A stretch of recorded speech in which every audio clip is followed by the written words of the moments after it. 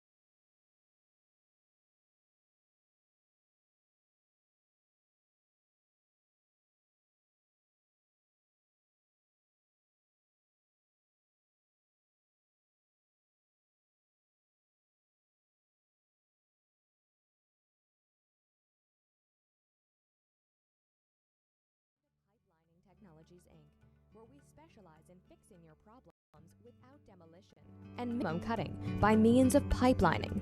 Pipelining is the ability to take a pipe damaged by root intrusion or long-term deterioration and make it new.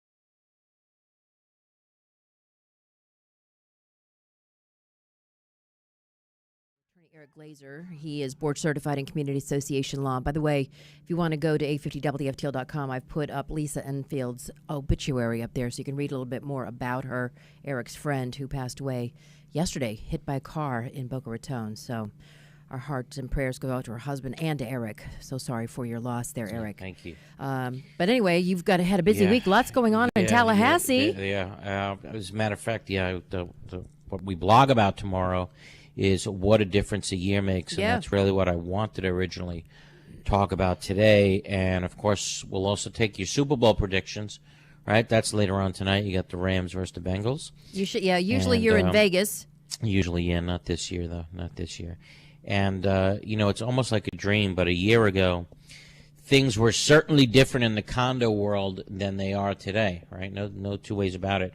Think about it. This time last year, I was dealing with all kinds of fights about mandatory masks and the common areas, whether or not the pool should be opened or closed, whether or not the common theater or the car room should be open and closed. So I was dealing with that stuff, constantly 9 to 5. And, even whether or not meetings should be held by Zoom. And all of it was related, of course, to the COVID crisis. Yeah. And Well, but I mean, the pandemic seemingly is over. Now what's going on? I mean, things must be shifting because of the elections. Elections, too. No two ways about it. Yeah, but there's some things that are definitely starting to get better. I mean, restrictions are easing. In-person meetings, in some places, I'm sure. My dad was in the hospital all last week. I could not go into the hospital at all. Couldn't even go in. A month ago, I was in the ICU with another family member who passed away. So I don't know why it's changing. It's just really, it's kind of silly at this time. But some of these community associations are beginning to feel like home again instead of a hospital. Exactly. Yeah, it's starting to come back. Getting there. But we were moving in the right direction, and then came Thursday, June 24th, 2021, when the Champlain Towers came crashing down in Surfside, killing 98 innocent victims, and that shook our community to the core, and at least from this attorney's perspective, changed condominium law forever. As of July 1st, 2022, in a few months, there's going to be a bunch of new laws that go into effect, condominium laws. And I will tell you that's going to be remembered as a time where this happened pre-Champlain Towers or post-Champlain Towers. It's two different condo worlds that we're talking about. But you warned about it pre-Champlain Towers. Sure did. But I want to say that there's going to be so much change in July that these 98 victims, they didn't die in vain. And they're going to be the reason why condominiums are about to become much safer places to live in. So much more I hope their expensive.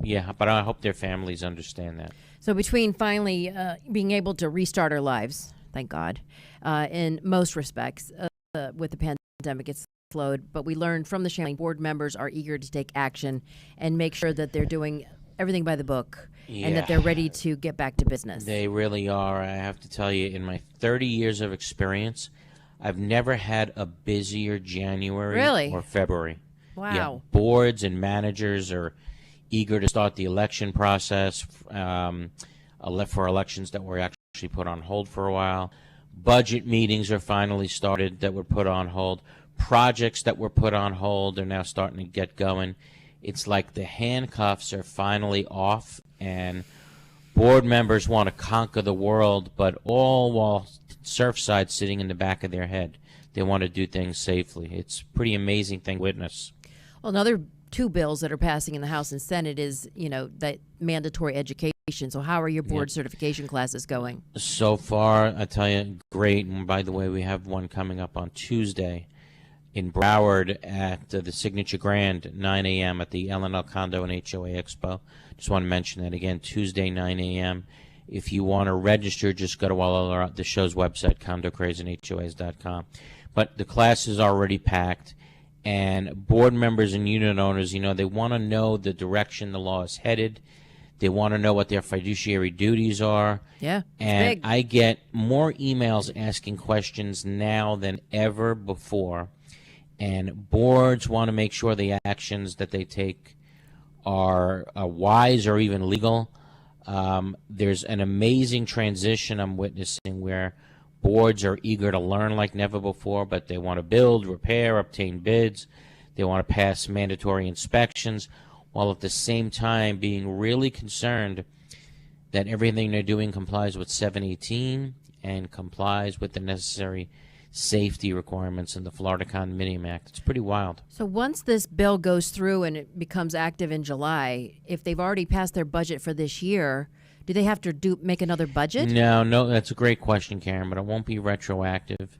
bills Okay, so always it'll be- look ahead, Okay. right? So the next time that they We're gonna do get a whacked next budget, year. right, exactly, that's All right. exactly right. And as a result of the Champlain Towers disaster, maybe board members are now realizing for the first time that their decisions actually mean the difference between life and death in people. Absolutely. When you really think about it, they have does. that kind of power.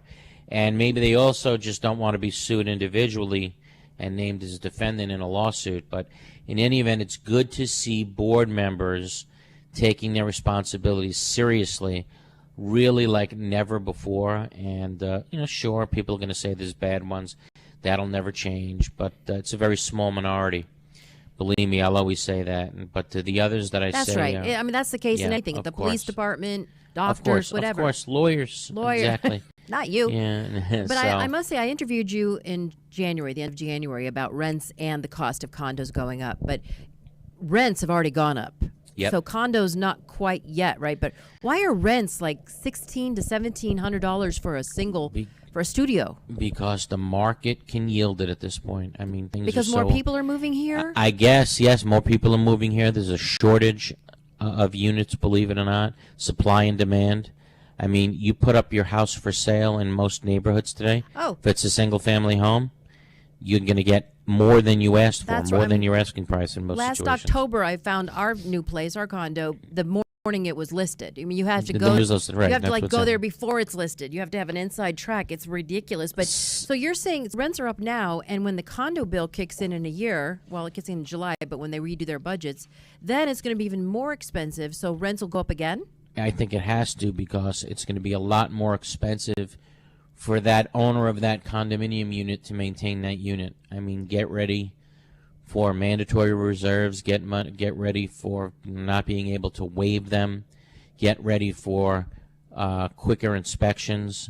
If you're in get a ready building for 4 tougher, stories and up. Yeah, correct. I mean, it's definitely 100% going to get more expensive to live in a condominium. The ones that it won't hurt the most are the ones that are the newest, the most expensive, and where people have been smart enough to been putting away reserves. The rich is the bottom line. And 3 stories and below, really not. Right, really won't affect. Correct. And if you're not near the water. Well, no, even if you're not near the water, it's still going to get you. You're still going to have to go through all the inspections. But the way the bill is currently drafted now, if you're within 3 miles of the water, you're going to have to go through inspections, I think, after the first 15 years of the building being built, and then And every 7 years thereafter. That's all Florida, Think not about just remember, that. because it was 40 every 40 years in Miami-Dade, Broward. Correct, and it's going to be knocked down to 30 years, but if you're on the water, it's going to be 15, and then Okay. every 7. I mean, Hey, that just- makes sense. And not only that, right now, the inspections themselves are only for electrical and structural. Just wait till you see what you're going to have to start inspecting and passing inspections for now. Oh, really? We're talking about a list of 15 things. So when the inspector comes out just to do the report, That's how much you expensive. think the report is going to... Forget about if you don't even... Let's say everything is perfect and you don't even need $1 in repairs. What do you think that $1,500? report... What do you think that report is going to cost? 6,000? It's thousands and thousands of dollars just to do the report.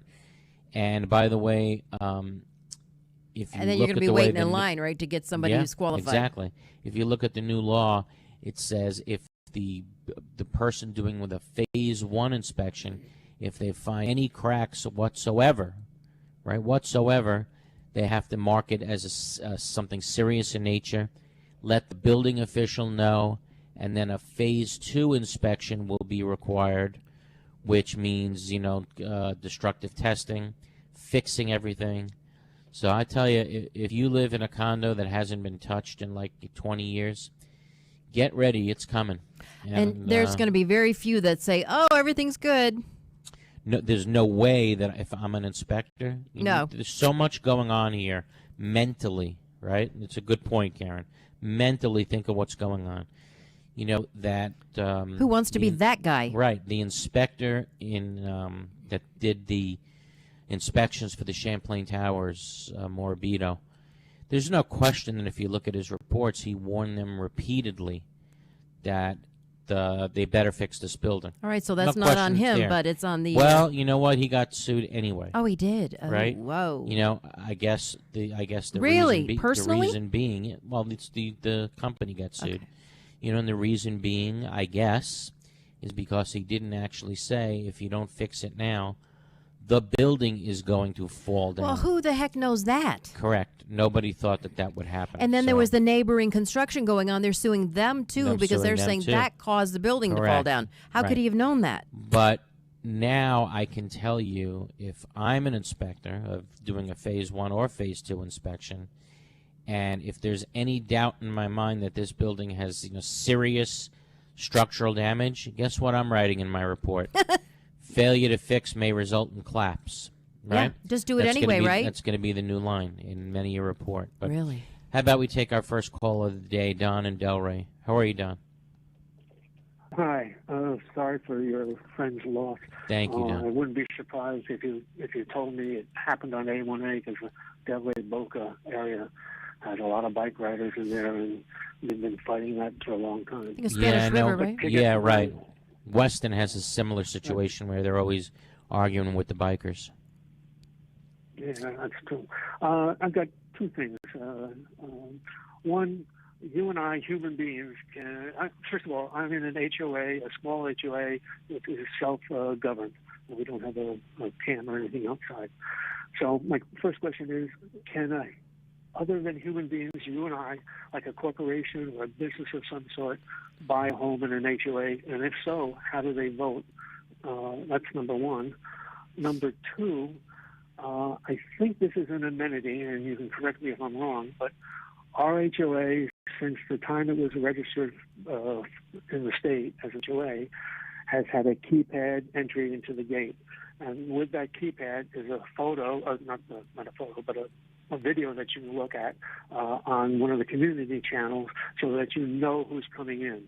Right. And back when Comcast switched to analog to digital, I was involved, I was on the board at the time, in setting up a system to allow the pictures to come into the community channel. I won't go into all the technical details. But over Christmas week, 27th, 28th, that video shot of the keypad person entering was out. It went out. And the HOA called in, I think 2, maybe 3 people, and spent a couple $100 to say that it doesn't work. It's broken, it's out of date, or whatever they want to say to it. But I've got 99.9% that I can fix it. But they won't let me in there. I've asked a couple different ways to board members and other community members, and they won't allow me in to take a look at it. From what I understand, I think I can fix it. So is that an amenity? And should that hold on. What do you do? Supply? What do you do for a living? Right now, I'm retired. What did you do? I did. I worked in list management. In other words, all the junk mail that you used to get. Right. My company was responsible for the sending of that mail. Okay, and I say this. Okay, so I say this with all due respect. Maybe the board thinks that instead of asking somebody who worked in the junk mail business their whole life to come fix the security system, they'd rather get a professional to do it. So I'm not going to fault them. The trouble is, for 20 years, I've maintained that gate. I understand. So I know it like the back of my hand. But that's a board business judgment rule. If they don't want you doing it, they want a professional. That they have every right to do that. Your first question, I honestly didn't understand, Karen. I don't know if you did, but basically, it was something like, how do you move into an HOA or something like that? How can a corporation or some business entity buy a home in an HOA? Oh, absolutely. Yeah, and as a matter of fact, what you're seeing now is lots of times what people will buy it in the name of an LLC, or let's just say the name of the building is Garden Hills Condominium, and you just bought unit 1704, right? So you know what's very common? People will open up a corporation called the Garden Hills Condo 1704 Inc. right? But you can't do business out of the condo. Can't do business out of the condo. But you can although- buy it. That's Correct. right. Right, but yes, Right. corporations can own it, as long as there's no restrictions in the governing documents against it. Okay, I'd have to look up because I don't know. And is seeing somebody at the keypad an amenity or not? Is it an amenity? Oh, to give you have to put a camera. That would be a material well, alteration. but it's an HOA, so Oh, no, okay, you no. don't have to worry about it. All right. No, Right, you, right. you And it's yeah. been there for 20.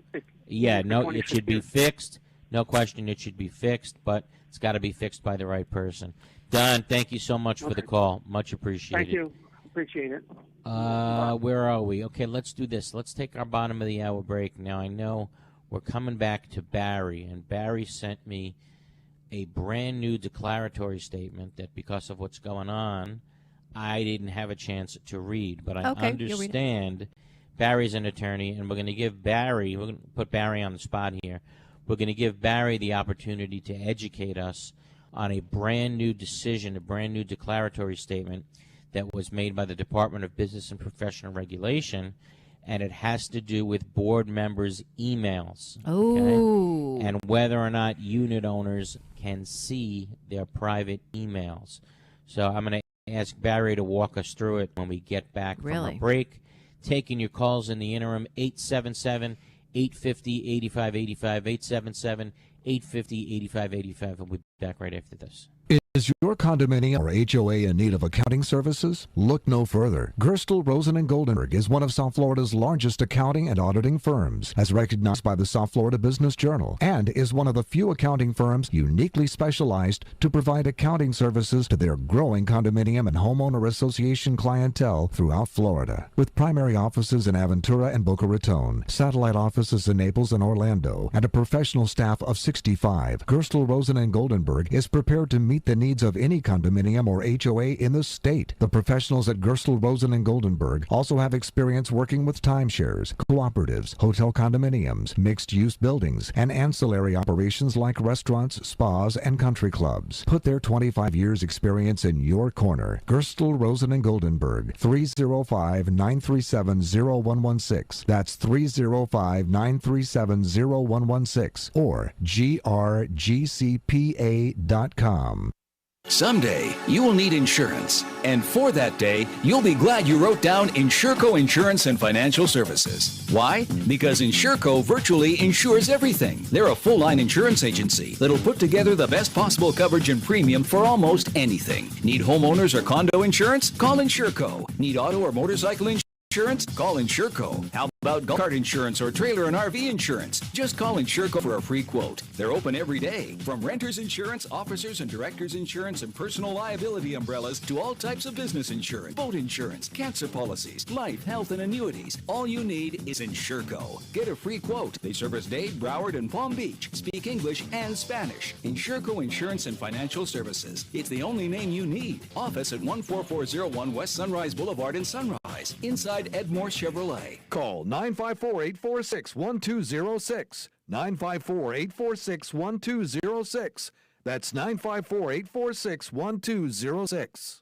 Need an insurance evaluation, audit, or quotation for your condo association or homeowners association? If so, then you need to speak with our insurance experts at Mack & Waltz. We insure over 800 associations, and we are the clear leader in this marketplace. Mack & Waltz has been in business since 1989. We write insurance on billions of dollars of property values.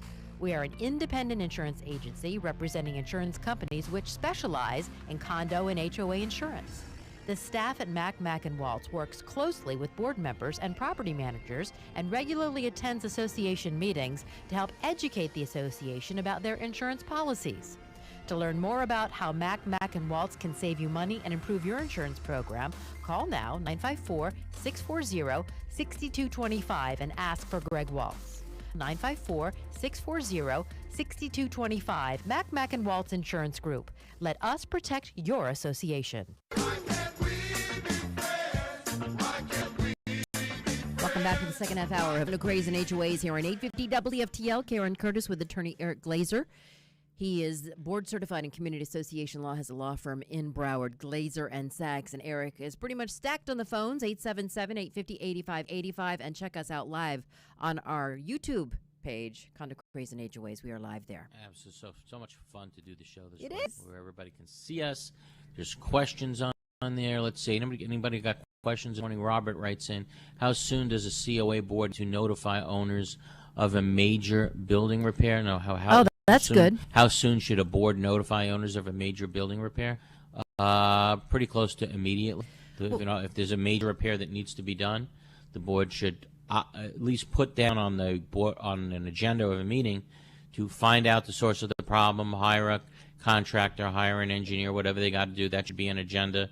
The bidding process should start immediately. So the answer is, ASAP, as soon as possible. So That's if the reserves are fully funded, is this going to be an assessment? No, it'll be part of the budget. So you might not be more on top of more.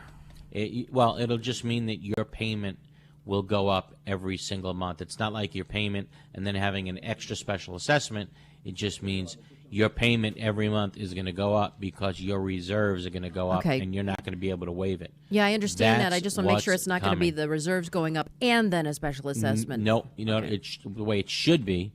And it's going to take a while for boards to get used to this. The way it should be is that simply the amount of your budget should go up. And remember, some things you're just not going to be able to waive. Yeah. But, hey, normally I'm the teacher on the show. Today, for the next phone call, I'm turning it over to Barry. Because I know Barry sent me and I see people fighting about it already on the internet and really? networks about a brand new declaratory statement that came out by the DBPR. How are you, Barry? Good, Eric. Sorry to hear about your loss. Thank you. I'm going to ask a favor of you, and I'm going to ask you to tell us about that brand new declaratory statement that came out by the DBPR. Okay. I think it might be best, Eric, for you to go over your scenario of, say, 3 board members. Say you have 7 board members, and 3 of them are emailing each other what the current rules are. Right. The current rules are, as long as those emails stay on their personal email accounts, like let's say everybody has their own at AOL account, right? Just let's say, Who would that be? At Comcast or whatever it may be. As long as it stays on their personal email accounts, they're not they're not obtainable by the unit owners, and it's obviously not considered a meeting, even though they're talking. The rule is board members can communicate by email. They just can't vote by email. But so even if it's all the board members, same email. Well, Barry's going to tell us how apparently there's been some sort of a change.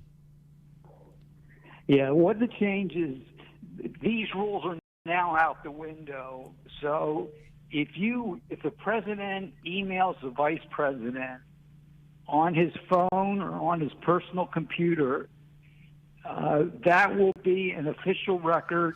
Wow. That unit owners can make a request to see that.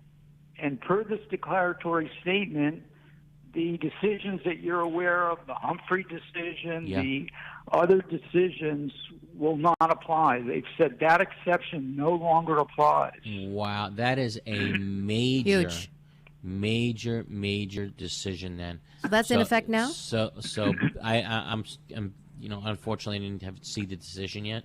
But Barry, so what you're telling me is if you're on a board and you're communicating with other board members about board business, you better not hit the delete key and delete your emails. You better be taking all these emails and be saving them somewhere because people have the right to see them. Do boards have an email that's directly associated with the association? Sometimes they'll do that. They'll set up. That makes it easier, right? They'll set up a system that says president at flowergardenscondo.com. I don't like that they're doing it on their own. But Barry, am I right? Basically, is the decision saying you better hold on to your emails and you better not delete them? I just don't see how it's going to work. I mean, as a practical matter, board members communicate through emails. They communicate among one and another, and I don't see how they can function as a board with this declaratory statement. Wow. I mean, and then so what? Someone's going to go in and someone's going to make a request for access to records, and on the request is going to be any and all emails by and between any and all board members from this date to that date. And now, like, what's that manager's job? The manager has to say, hey, guys, if any of you emailed any other board member within this given time period, I need you to what? Print out.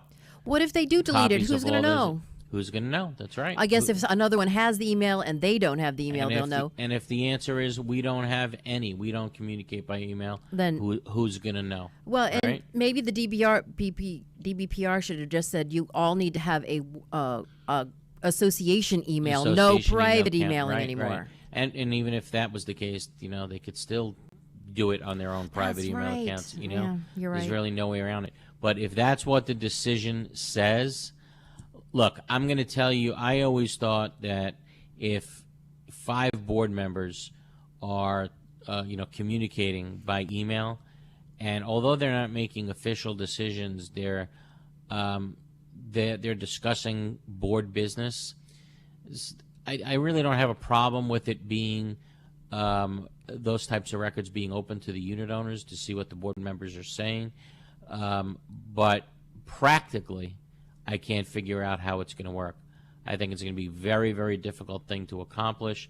I'm looking forward to reading the opinion because it's really, if that decision holds, it's a tremendous change to condominium law. And the question is, where in the pecking order of things, where is that declaratory statement in terms of does it override the decisions of the prior arbitrators? Why do you think it came up? Does the declaratory statement do that, automatically?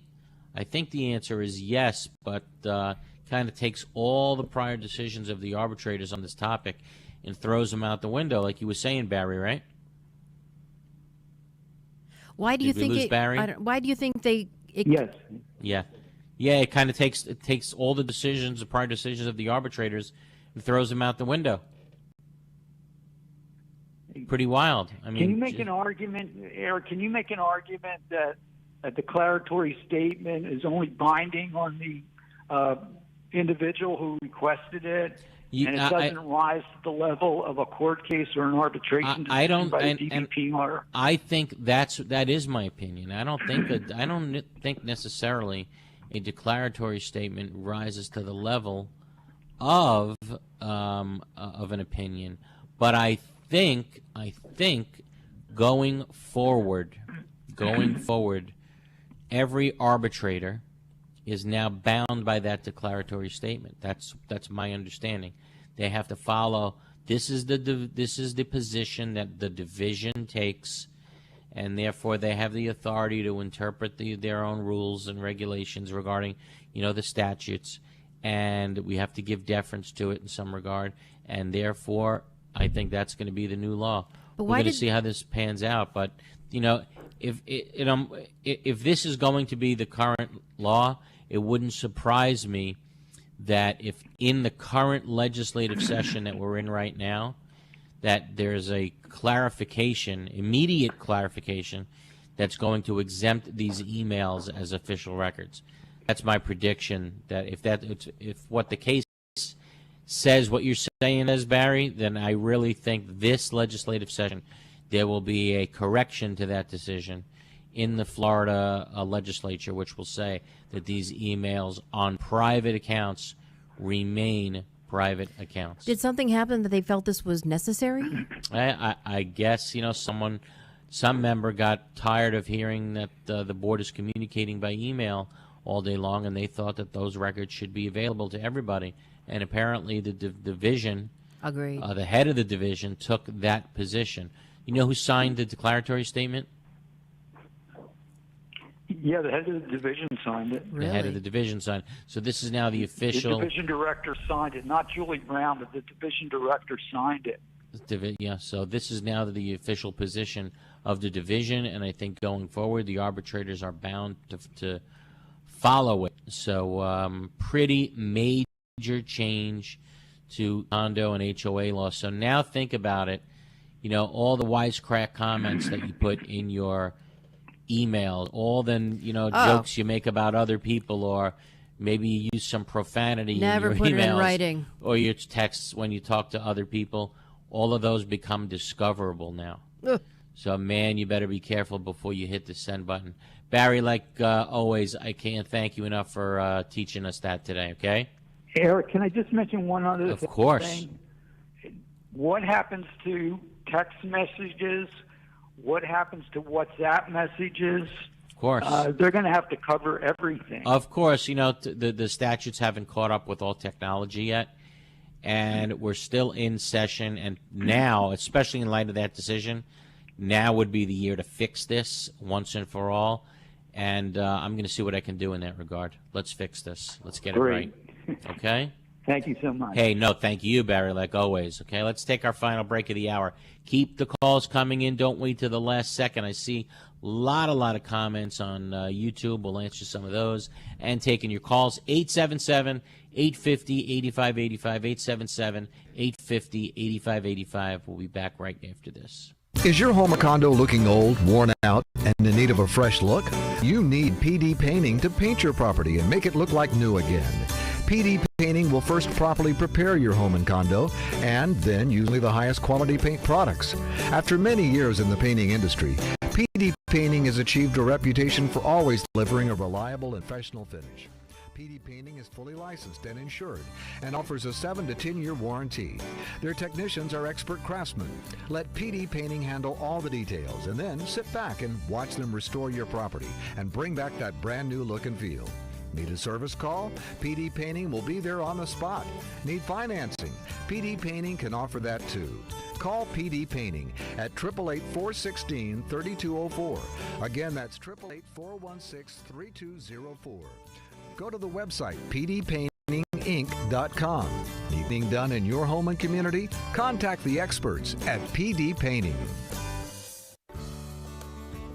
This message is for anyone who has taken on the important responsibility of becoming an officer or director in a homeowner or condominium association. It is also for the management companies who work closely with these caring people to make sure things are done the right way. Hello, I'm Gil Pomar, South Florida Regional President for Center State Bank, now the second largest bank based in Florida. Our bank, Center State Bank, has an amazing team of professionals who are exclusively dedicated to the homeowner and condo association market.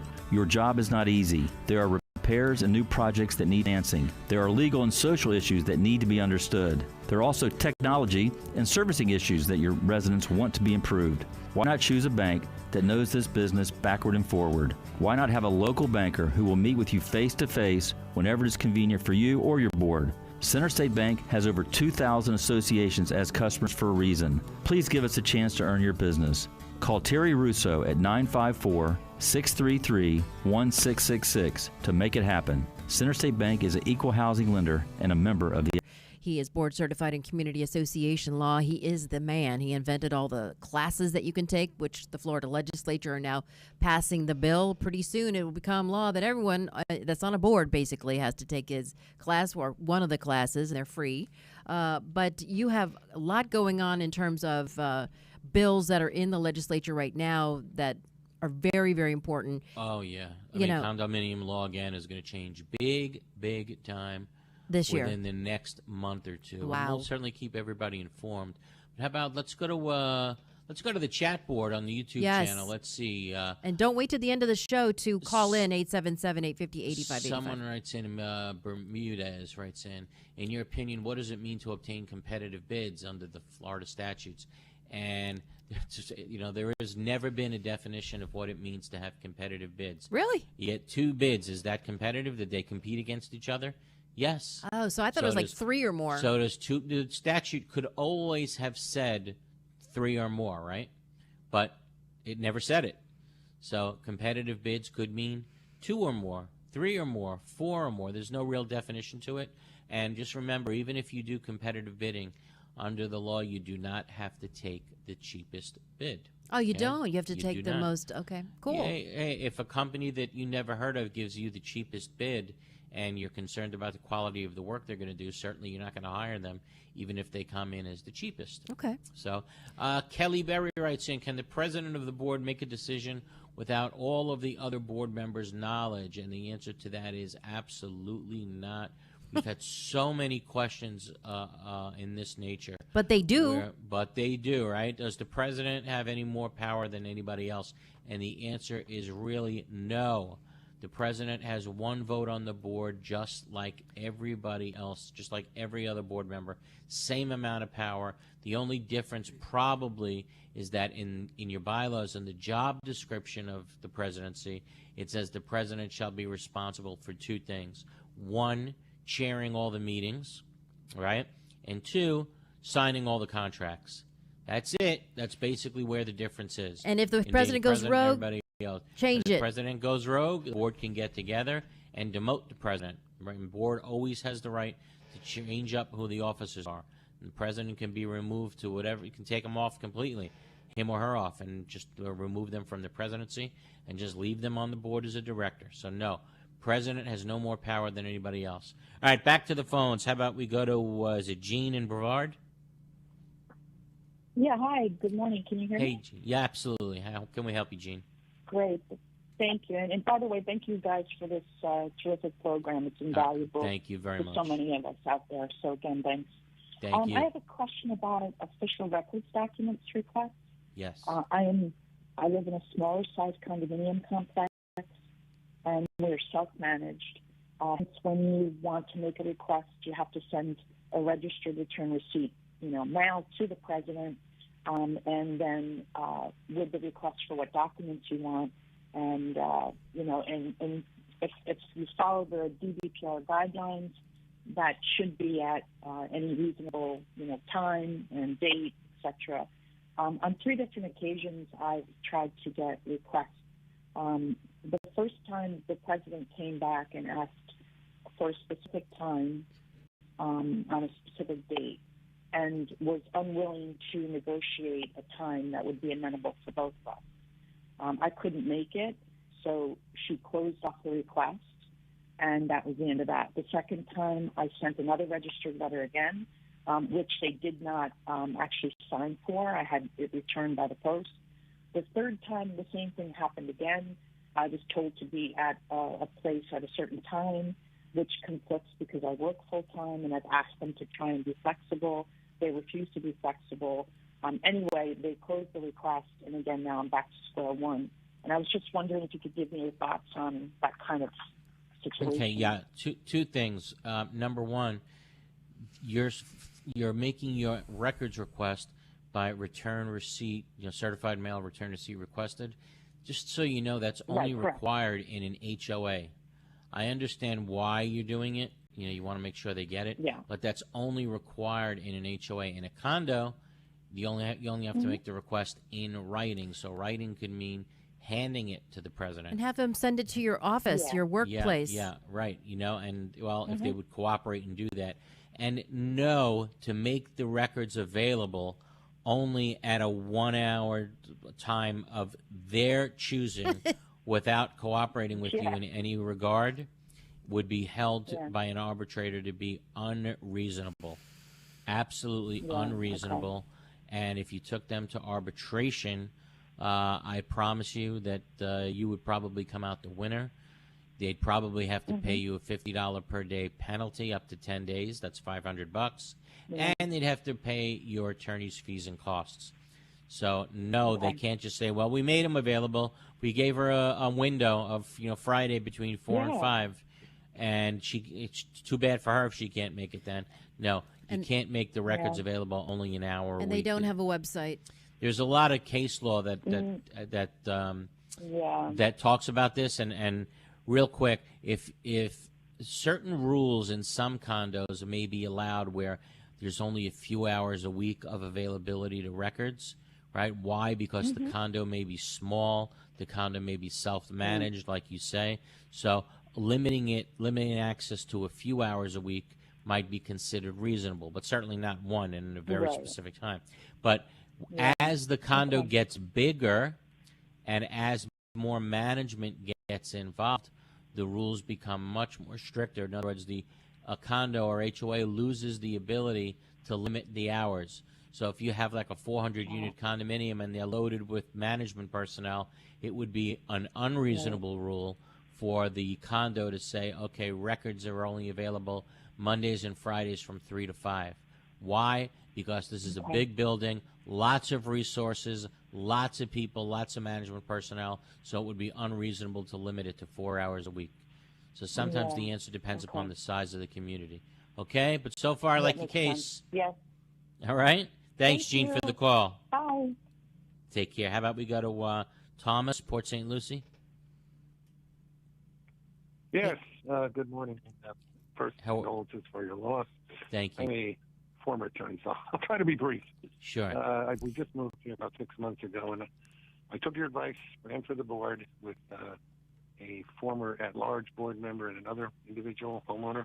I gave someone the advice to get on the board. And they listened? What the hell is yeah, wrong we have with a me? seven-person board, and our community, it's called River Place on St. Lucie. It's divided into 4 groups. Group D is currently zoned commercial, but they're trying to rezone residential. They have 5 votes. 2 of the commercial homeowners, the commercial lot owners, don't vote. So there were 3 votes. That's all we needed to get on the board. And our president got in touch with the management company and had them waive the management fee so she could get her cronies on the board. Is that something we should look into? I'm not sure what you mean. The Management president fee. Yeah, the president. Yeah, there's a management fee for the commercial. One of them is a Montessori school, and the other 2 are empty commercial lots. But they're trying to rezone residential. It's a CDD. Okay, but how does the manager have the authority to go over to one of the commercial lot owners and say, you no longer have a responsibility to pay the contribution towards the CDD? Well, some people may not know what that is. It's a community development district. Some of you even live in one. Very confusing. But how does the manager have the authority to do that? I don't get it. That is my question.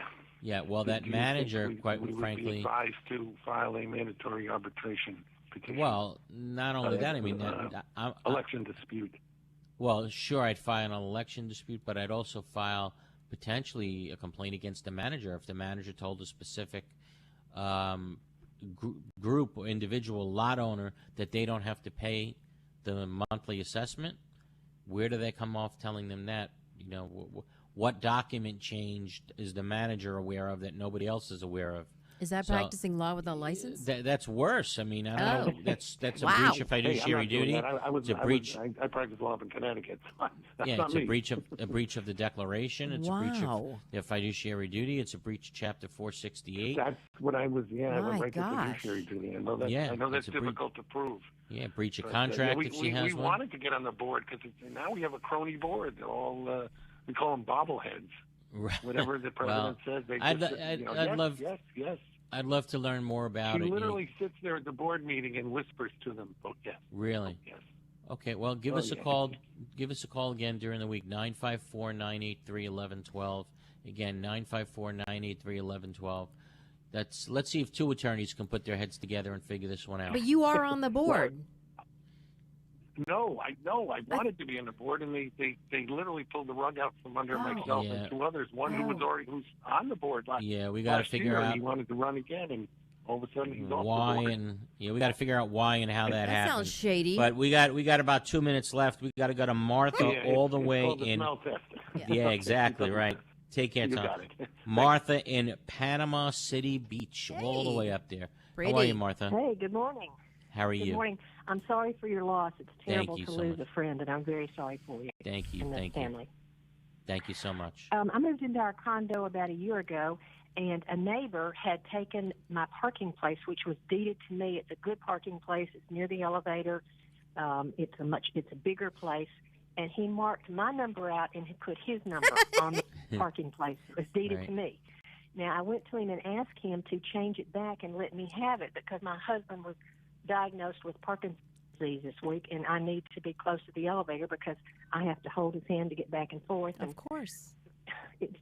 And Okay. he's refusing to let me have it back. Do you live Can in a he do that? condominium? You live in a condominium? Pardon me? Do you live in a condo? Okay. I do. So sometimes spots are actually deedable. Sometimes they're part of the common elements and can't be transferred. Sometimes they become a limited element pertinent to the unit. So the only way I can answer your question, and I'd be glad to help you, you say your husband has Parkinson's, it's what my father passed away from. Give me a call at the office. Let's look at this together. I'll look at your documents for you. The number is 954-983-1112, 954-983-1112. We'll pull up your documents. We'll take a look as to how the parking spots must be treated by law, and then we'll figure out if the nut who changed the painting stripes on the floor needs to be sued or not. So even if she has a deed, it doesn't matter if the docs say otherwise? Well, that's correct. That's right. There's lots of cases that say you can't deed a common element parking space. Well, he changed the number on the... Because it's common element. You can't deed a common element. I see. So, I don't know if that deed was proper in the first place. I don't know. Sometimes people get deeded things, and they weren't allowed to get deeded a parking spot because the docs don't allow for it. So we got to figure out what your docs say first. I don't believe our docs allow it. But if he changed the number on there, that means that he has a prescribed number for his parking space, and he moved the number. There's no way to know this without looking at your docs first. Okay. Then we got to figure out, why this guy did what he did, why the board let him do what he did, and go from there. Okay? So let's slow down and let's do what's best for your husband, okay? All right, I just got that whisper. You got it. Be well. Just got that whisper that there is 30 seconds left. So I want to wish everybody a happy Super Bowl Sunday. Enjoy tonight's game. Have fun watching it with your friends and family. Have a safe week. I'll see you Tuesday for those that are attending the in-person class in Broward at the Signature Grand. And we'll see you and speak to you again next Sunday at 11 on Condo, Craze, and HOAs. Who do you like tonight? Have a wonderful week. I'm score Rams 31, Cincinnati 13. Go That's Rams. My prediction. All right. Thanks, All right, Eric. everybody have a great week.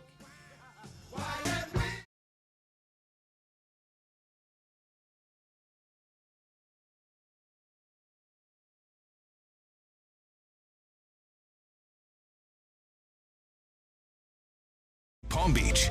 Listen to your favorite 850 shows on your smart speaker.